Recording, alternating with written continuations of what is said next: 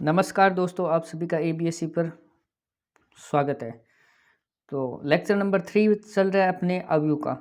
तो इसमें अपन basic higher maths cover करेंगे। 11th और 12th की मैथ्स आ जाएगी इसमें।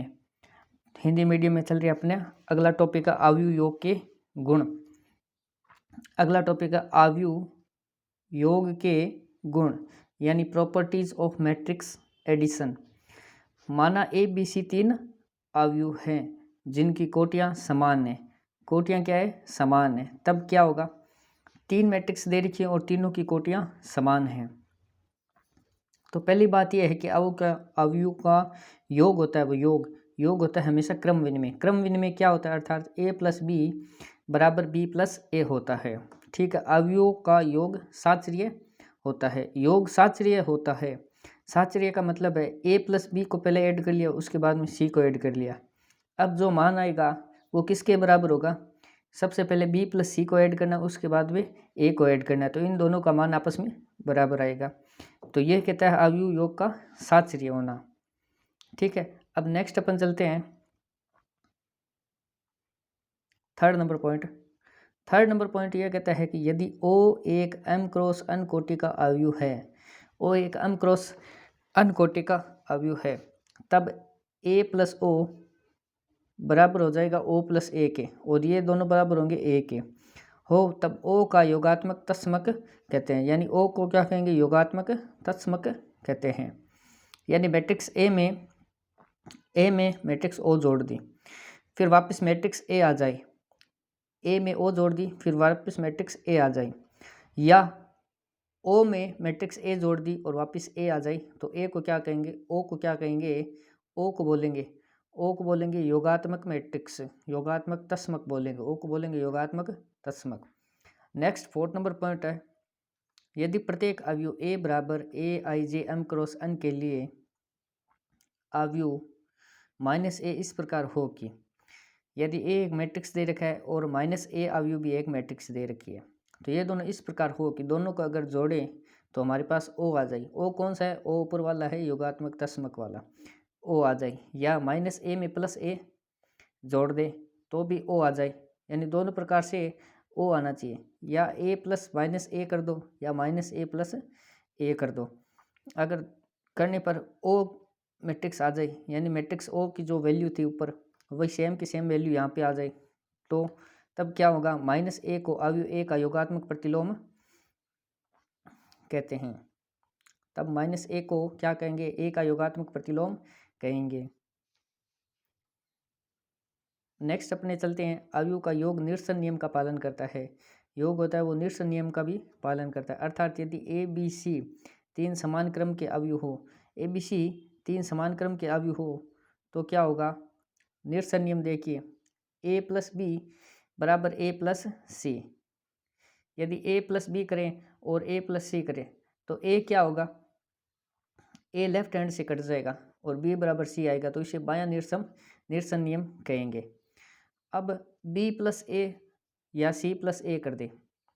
अब ए को राइट हैंड साइड में से जोड़ दिया, तो राइट हैंड साइड से जोड़ेंगे और दोनों को बराबर करेंगे तो ए क्या राइट हैंड साइड से कट हो जाएगा, तो हमारे पास आएगा बी बराबर सी है। राइट हैंड साइड से कट हो रहा है, इसका मतलब है कि दायां निरसन नियम। लेफ्ट बाईं तरफ से कट हो रहा है तो बायां निरसन नियम होगा। अब वो थे योग के गुण। अब आ गया अवयव का अंतर। अंतर किस प्रकार से करेंगे? अवयव का अंतर मतलब है सब्सट्रैक्शन ऑफ मैट्रिक्स। यदि दो अवयव ए तथा बी एक ही क्रम के हो, यानी m क्रॉस n के हो, तो उनका अंतर संगत तत्वों के घटाने पर प्राप्त होता है। तो इसे a माइनस बी या a प्लस माइनस बी से निरूपित करते हैं, जो कि m क्रॉस n क्रम का होता है। यानी सेम उसी प्रकार से है जैसे प्लस था, इसमें माइनस कर दिया। यदि ए मैट्रिक्स दे रखे ए I J M cross n कोटि की और बी मैट्रिक्स दे रखे बी आई जे एम क्रॉस अन कोटि की हो, तो इसे ए माइनस बी से दर्शाएंगे और ए I J minus B I जे और कोटि रहेगी दोनों के समान एम क्रॉस अन। यहाँ आई और जे का मान कितना कितना है तो ये देख लीजिए। आई का मान 1 से लेकर m तक है और जे का मान 1 से लेकर n तक दिया हुआ है। अब एक एग्जाम्पल करते हैं, उससे आपके और ज़्यादा क्लियर हो जाएगा। अब देखिए एक मैट्रिक्स दे रखी है ए और एक मैट्रिक्स दे रखी है बी, दोनों को करना है माइनस। सबसे पहले देखिए इन दोनों की कोटि होनी चाहिए समान। कोटि को चेक करते हैं। पहले पंक्तियाँ कितनी अभी 2 है, तो सबसे पहले एम का मान लिखेंगे, यानी पंक्तियों का मान हो गया 2।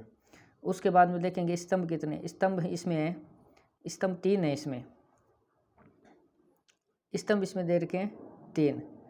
तो देखिए दोस्तों स्तंभ इसमें 3 दे रखे, 1 2 और 3, ठीक है। फिर स्तंभ 3 हो गए और पंक्तियाँ हो गई 2 पंक्ति हो गई और स्तंभ हो गए 3। तो 2 क्रॉस 3 इसकी आ गई कोटि। अब बी मैट्रिक्स की कोटि देखिए, पहली पंक्ति दूसरी पंक्ति 2 पंक्ति और स्तंभ कितने हैं, 1 2 और 3 इसमें स्तंभ दिए हुए। तो कोटि दोनों की समान है, तो हम इन दोनों को घटा सकते हैं आपस में। इन दोनों को घटाने के लिए अपन लिखेंगे a माइनस बी बराबर मैट्रिक्स ए का मान फिर माइनस मैट्रिक्स बी का मान। अब देखिए क्या करेंगे, सबसे पहले पहला अवयव 3 है और इसका पहला अवयव 1 है, तो 3 में से 1 घटाएंगे यानी दोनों का एक एक अवयव लेंगे, यानी a11 घटा दिए 3 माइनस 1, यानी इसका रिजल्ट आ गया 2। फिर a12 को a12 से घटा दिया, 4 माइनस 1 3। फिर a13 से a13 घटा दिया, 5 माइनस 4 हो गया 1। इसी प्रकार से नीचे a21 को घटा दिया, a21 से 2 माइनस 2 हो गया 0। फिर a22 से a22 घटा दिया, 6 माइनस 0 आ गया 6। और फिर a13 को a23 को सॉरी दूसरी पंक्ति और तीसरा स्तंभ a23 को a23 से घटा दिया, यानी 1 को घटा दिया 1 से, तो हमारे पास रिजल्ट आया 0। तो इस प्रकार से हम मैट्रिक्सों को घटा देंगे। अब घटाने के गुण भी होते हैं। सबसे पहले देखिए अदिश गुणन क्या होता है। अदिश गुणन स्केलर मल्टीप्लिकेशन, यानी यदि मैट्रिक्स ए एक आयु है तथा लेमडा एक अदिश राशि है। अदिश का मतलब है कुछ भी, कोई संख्या हो सकती है, कोई ए हो सकता है, बी हो सकता है, अदिश संख्या हो सकती है, अदिश राशि हो सकती है लेमडा को। तब ए के प्रत्येक अवयव को लेमडा से गुणा करने पर प्राप्त अवयव को ए का अदिश गुणन कहते हैं। इसे लेमडा ए से निरूपित करते हैं। अदिश गुणन क्या होती है, जैसे मान लिया कोई मैट्रिक्स दे रखी है ए और उसमें अपने लेमडा को गुणा कर दिया। लेमडा मतलब कोई अदिश राशि, यानी 2 को गुणा कर दिया तो वो क्या हो गया, अदिश गुणन हो जाएगा।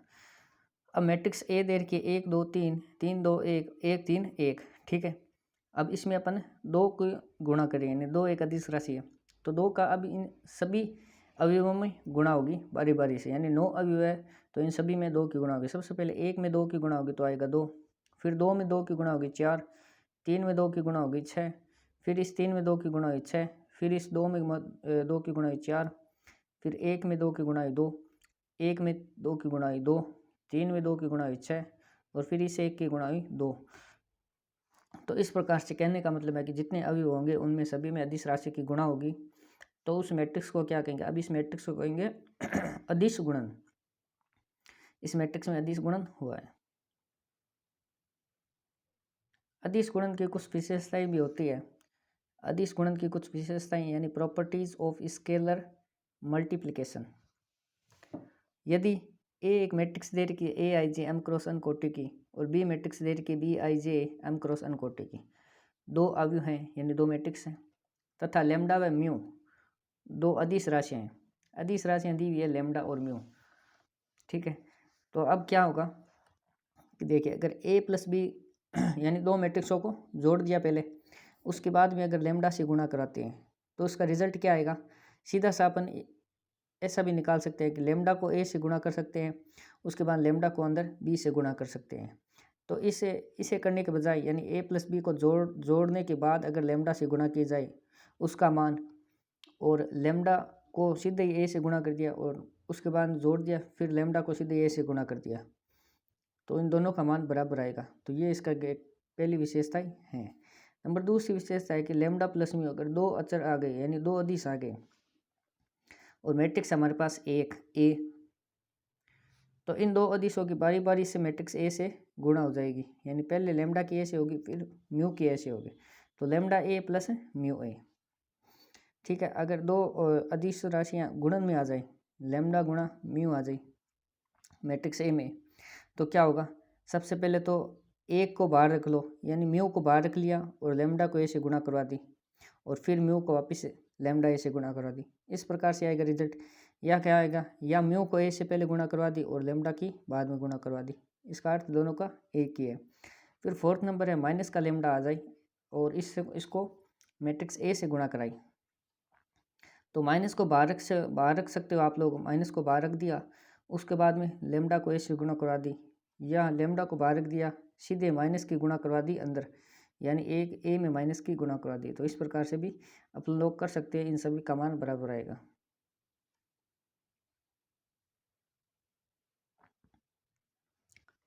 अब है अवयवों की गुणा, यानी दो अवयवों की गुणा किस प्रकार से अपन करवाएंगे, यानी मल्टीप्लिकेशन ऑफ मैट्रिक्स।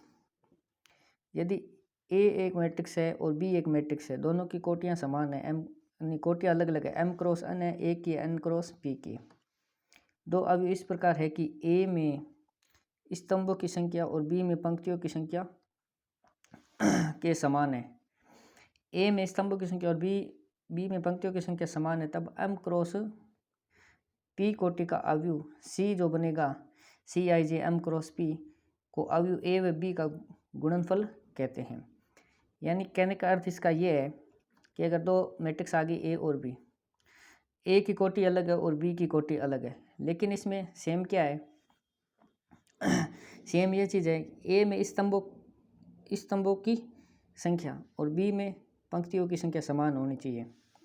ए में स्तंभ को n से डिनोट करते हैं, यानी बाद वाला स्तंभ होता है, पहले वाला क्या होता है, पंक्ति होती है। तो उसी प्रकार से इसमें पंक्ति n है और स्तंभ p है, इसमें पंक्ति m है और स्तंभ n है। तो दोनों में क्या है भाई, दोनों में a का स्तंभ और b की पंक्ति समान है, b की पंक्ति समान है, इन दोनों को छोड़ देना, और जो बाकी बचा m और p, वो जो रिजल्ट में अपने दोनों को गुणा करेंगे उसकी कोटि हो जाएगी, यानी m क्रॉस p की कोटि वो हो जाएगी। यानी इन दोनों को गुणा किया a और b को, तो हमारे पास मैट्रिक्स आई c। अब c की कोटि हो जाएगी m क्रॉस p की, m क्रॉस p की। तो a व b का गुणनफल कहते हैं, इसे a और मैट्रिक्स a और b का गुणनफल कहेंगे। अब आगे बढ़िए, आगे क्या कह रहा है, c बराबर ए बी से निरूपित कर सकते हैं इसे, तथा इसमें अवयव के क्रमों का ध्यान रखा जाता है। अवयव को क्रमों का ध्यान किस प्रकार रखा जाता है, अब मैं आपको बताऊंगा कि गुणा कैसे करते हैं दो मैट्रिक्सों को। सबसे पहले अपन ने एक मैट्रिक्स ले ली 2 क्रॉस 2 की, ए मैट्रिक्स है 1 2 3 और 4 की, बी मैट्रिक्स दे रखी है 4 5 6 और 7 की, ये भी 2 क्रॉस 2 की है।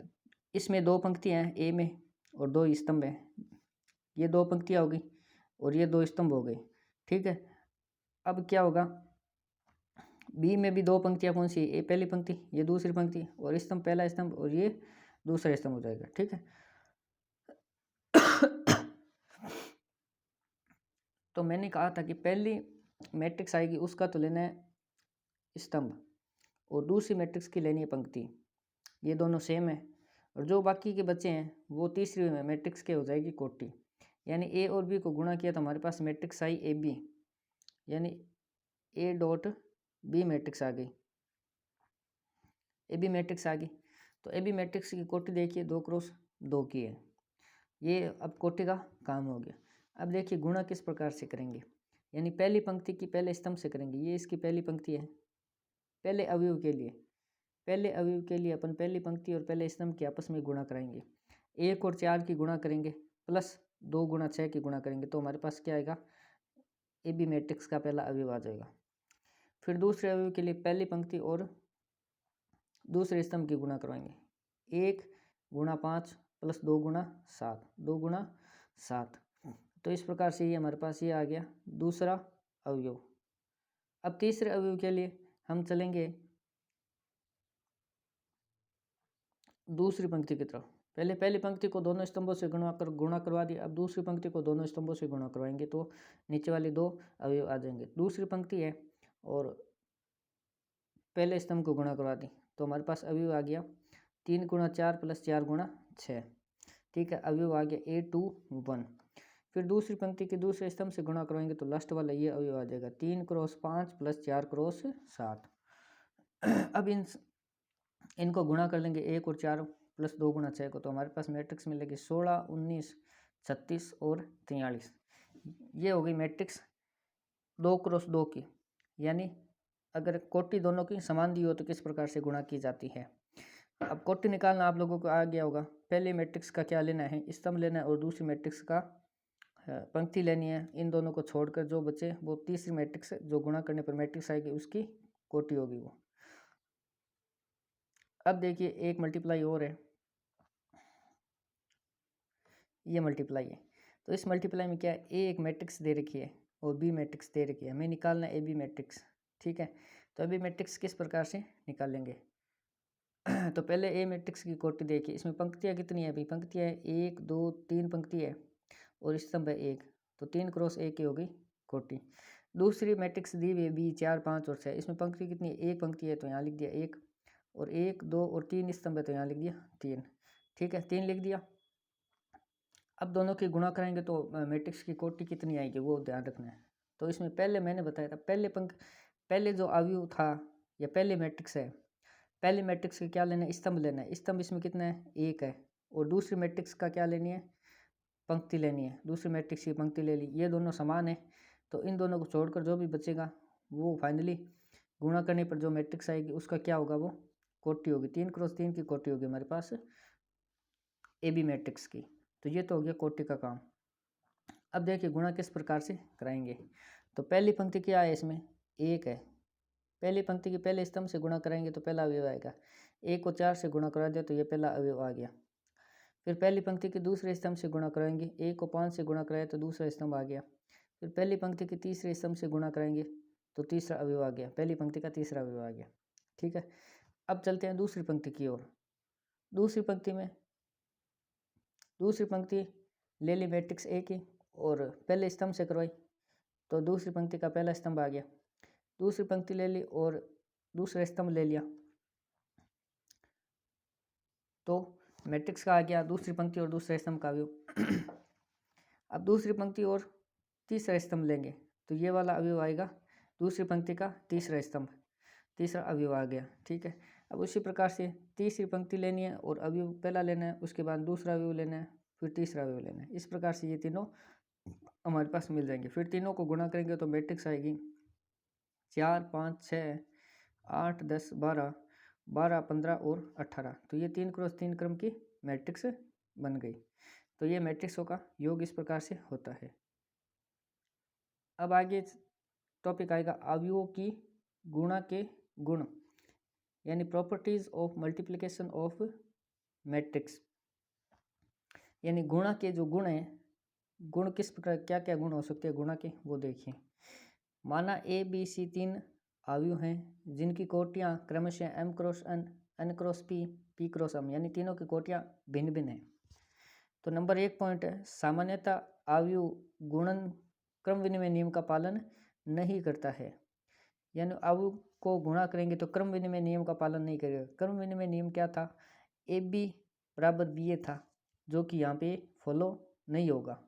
ठीक है, नंबर 2 पे पॉइंट आता है अपना, अवयव गुणन साचर्य होता है। अवयव गुणन होता है, अवयव का जो गुणा होती है वो साचर्य होगा। यानी ए और बी को गुणा करके सी में गुणा कर दो, चाहे ए बी की गुणा करके, चाहे बी सी की गुणा करके ए में गुणा कर दो, दोनों के मान बराबर आएंगे। फिर नंबर 3 अवयव गुणन वितरण नियम का पालन करता है। वितरण नियम मतलब क्या हो गया, यानी बी प्लस सी मैट्रिक्स है अपनी, दो मैट्रिक्सों को जोड़ दिया बी प्लस सी को, उसके बाद में उसमें ए की गुणा की, इसका मान किसके बराबर होगा, ए बी को गुणा करके या ए सी को गुणा करके। ए बी और ए सी को गुणा करके दोनों को जोड़ दिया तो दोनों का मान बराबर होगा, लेफ्ट हैंड साइड और राइट हैंड साइड का मान बराबर होगा। सही, उन दोनों को किस प्रकार से भी कर लो। ये गए 3rd नंबर पॉइंट। अब आते हैं 4th नंबर पॉइंट की बारी।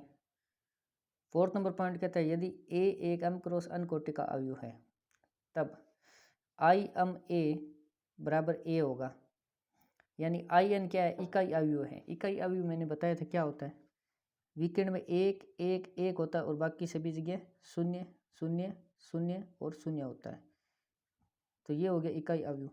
इकाई अवयव होता है तो इकाई अवयव को मैट्रिक्स ए से गुणा कर दो तो वापस मैट्रिक्स ए ही मिलेगा, या मैट्रिक्स ए में इकाई अवयव गुणा कर दो तो वापस मैट्रिक्स ए ही यानी है, कुछ फर्क नहीं पड़ेगा। नंबर 5 पॉइंट में हमें कह रहा है कि दो अवयव का गुणन शून्य अवयव हो सकता है। ये कह रहा है दो अवयव के गुणा करने पर शून्य अवयव हो सकता है, जबकि उसमें से कोई भी अवयव शून्य अवयव न हो। यानी ये बात कह रहा है कि दो मैट्रिक्सों के गुणा करने पर तीसरी मैट्रिक्स जो हमें मिलेगी वो शून्य में मैट्रिक्स मिल सकती है, चाहे मैट्रिक्स ए शून्य न हो, चाहे मैट्रिक्स बी शून्य न हो। यानी ए और बी दोनों शून्य न हो, फिर भी दोनों को गुणा करने पर तीसरी मैट्रिक्स शून्य आ जाएगी। वो कैसे आएगी तो अपन एग्जाम्पल से समझते हैं। मैट्रिक्स ए दी हुई 0 A -1 0 और 0, ठीक है। ये 0 नहीं है मैट्रिक्स, क्योंकि इसमें -1 है, ठीक है। अब क्या होगा, मैट्रिक्स बी दे रखी है 1 1 0 और 0, ये भी 0 नहीं है क्योंकि इसमें 1 और 1 दे रखा है, ठीक है। अब चलते हैं अपन दोनों की गुणा करवाते हैं। तो गुणा करवाएंगे तो ये 2 क्रॉस 2 की मैट्रिक्स है, ये 2 क्रॉस 2 की मैट्रिक्स है, और ये भी 2 क्रॉस 2 की मैट्रिक्स है। तो पहले के स्तंभ छोड़ने हैं और दूसरी की पंक्तियाँ छोड़ने हैं, फिर जो बचेगा वो तीसरी का क्रम आ जाएगा, कोटि आ जाएगी। तो तीसरी की कोटि आएगी, ये भी दोनों को गुणा करेंगे तो कोटि आएगी हमारे पास 2 क्रॉस 2 की कोटि आएगी। कोटि समझ में आ गई, 2 क्रॉस 2 की आएगी। अब इनको गुणा करवाते हैं, यानी पहली पंक्ति को पहले स्तंभ से गुणा करवाएंगे तो पहला अवयव आएगा, यानी 0 को 0 से गुणा करवाई तो 0 आ गया, और -1 को 0 को 1 से गुणा करवाई तो कितना आया 0 गुणा 1, फिर प्लस करेंगे -1 गुणा 0, तो इन दोनों का रिजल्ट आएगा 0, तो ये यहाँ पे लिखा हुआ है। उसी प्रकार से अपन करेंगे, पहली पंक्ति और दूसरी अवयव की गुणा करेंगे तो वापस 0 आएगा, फिर दूसरी पंक्ति और पहले स्तंभ की गुणा करेंगे तो 0 आएगा, फिर दूसरी पंक्ति और दूसरे स्तंभ की गुणा करेंगे तो भी 0 आएगा। तो कहने का अर्थ ये है कि ए मैट्रिक्स भी 0 नहीं थी और बी मैट्रिक्स भी 0 नहीं थी, लेकिन दोनों की गुणा करें तो हमारे पास 0 मैट्रिक्स आ गई।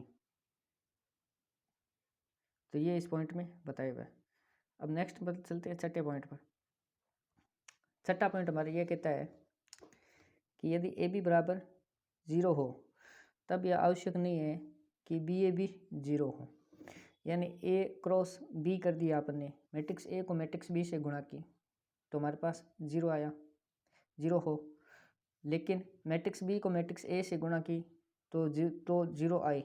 ये कोई ज़रूरी नहीं है कि 0 ही आए, यहाँ पे कुछ और भी आ सकता है। मैट्रिक्स ए दे रखी है और मैट्रिक्स बी दे रखी है, ए और बी को गुणा किया तो हमारे पास 0 आया, ए क्रॉस बी किया तो हमारे पास 0 मैट्रिक्स आई, जबकि बी क्रॉस ए किया तो हमारे पास आई यहाँ पे -1 और आ गया। इसका मतलब ये 0 नहीं था, ये इस पॉइंट में बताया हुआ है कि दोनों का मान अलग अलग हो सकता है, ए क्रॉस बी का और बी क्रॉस ए का। अब 7 नंबर पॉइंट पे चलते हैं अपने।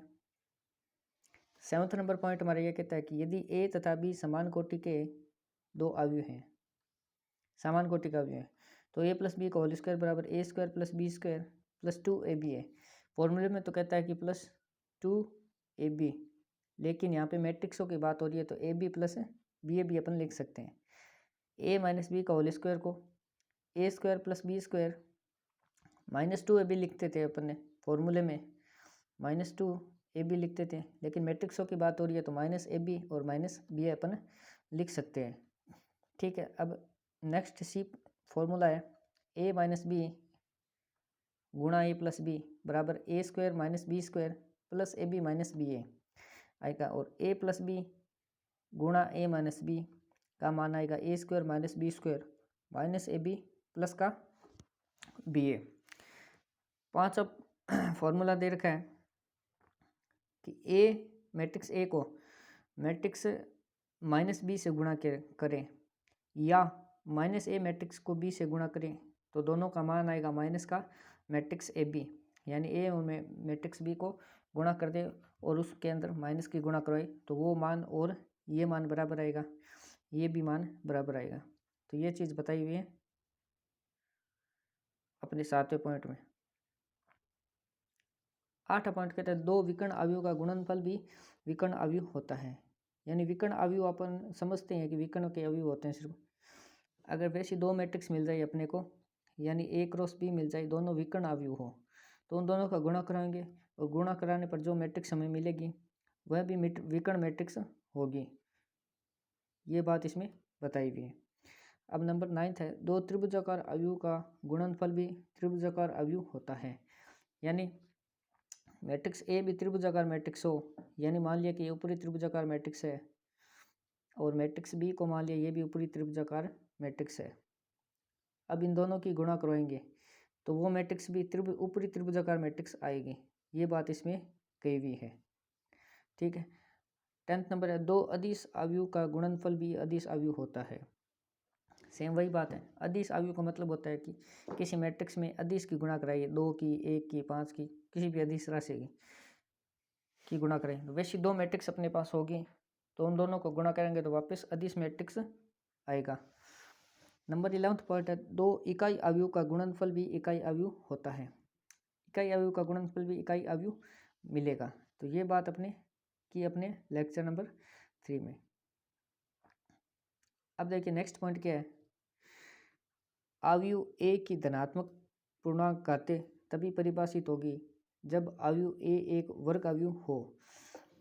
यानी ए एक वर्ग अवयव होना चाहिए। वर्ग अवयव का मतलब है कि m क्रॉस दोनों मैट्रिक्सों का m क्रॉस n बराबर होना चाहिए। यही बात है। वर्ग अवयव का मतलब है कि पंक्तियाँ और स्तंभ बराबर होने चाहिए, यानी m बराबर n होना चाहिए। तो धनात्मक पूर्णांक घातें तभी परिभाषित होगी जब अवयव एक वर्ग अवयव हो। यानी ए स्क्वायर को अपन ए क्रॉस ए डॉट ए से लिख सकते हैं, ए क्यूब को ए डॉट ए लिख सकते हैं, और इन दोनों को सॉल्व करेंगे तो वापस ए स्क्वायर डॉट ए से करेंगे। ठीक है। यानी कहने का अर्थ यह है कि ए स्क्वायर को अपन सीधा ए मैट्रिक्स ए के गुणा करके ए स्क्वायर निकाल सकते हैं। फिर ए क्यूब का मान है जो अपन ए स्क्वायर गुणा मैट्रिक्स ए से निकाल सकते हैं। इसमें आगे क्या कहा हुआ है, किन्हीं धनात्मक पूर्णांक को एम एन के लिए, यानी धनात्मक पूर्णांक को एम एन के लिए क्या होगा, देखिए ए की पावर एम इंटू ए की पावर एन बराबर ए की पावर एम प्लस एन बन जाता है। आधार समान हो और घातें भिन्न भिन्न हो तो क्या होगी, घातें जुड़ जाएगी। वही चीज़ इसमें लिखी हुई पॉइंट नंबर 1 में। नंबर 2 फॉर्मूला कहता है कि ए की पावर एम और ब्रैकेट एन हो तो दोनों आपस में गुणा हो जाएगी, यानी इसे ए की पावर एन और ब्रैकेट एम से भी लिख सकते हैं। नंबर 3 में आई की पावर एन बराबर 1 होता है, यानी इकाई अवयव की घात से कितनी हो उसका मान 1 होगा। ठीक है। नंबर 4 पॉइंट है, ए की पावर 0 बराबर आई एन, यानी अगर किसी मैट्रिक्स की घात 0 होगी तो उसका मान होगा 1, यानी ए कोटि अन्य का वर्ग अवयव है। ठीक है, ये इस पॉइंट में बताया है। तो आज के वीडियो में बस इतना ही, नेक्स्ट वीडियो में मिलते हैं।